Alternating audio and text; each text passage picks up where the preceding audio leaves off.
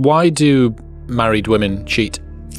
A lot of married women, a couple of reasons. They didn't marry the person they truly wanted to marry. Their biological clock hit them, and they married who was available at the time. And they might have had an ex that they idolized. They might have had something else. So they didn't marry correctly. They didn't choose the person that they wanted to marry. They chose the person who wanted to marry them. And so they settled to begin with. So they started wrong. And that can happen. On the alternative side, it could be is when she hasn't felt desired for a really long time.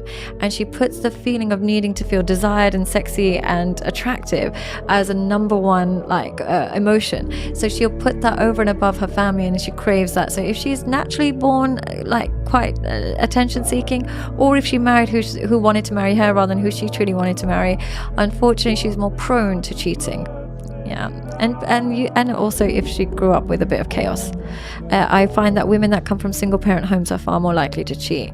And the reason I've noticed that, and the only hypothesis I can think of, is that usually when somebody isn't fulfilling our needs, we can go back to a safe haven of two. We're designed to have two parents that love us. We've got mum and dad. Two people love us. That's how it should be.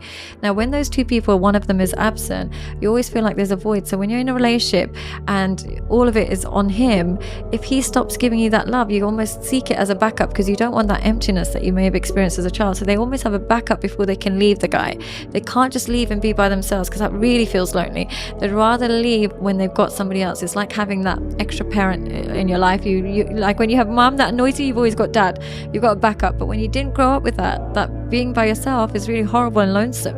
So they always, if one person lets them down, they always try and keep a backup in case that person removes their love from them. It's a safety hatch. Safety hatch, yeah.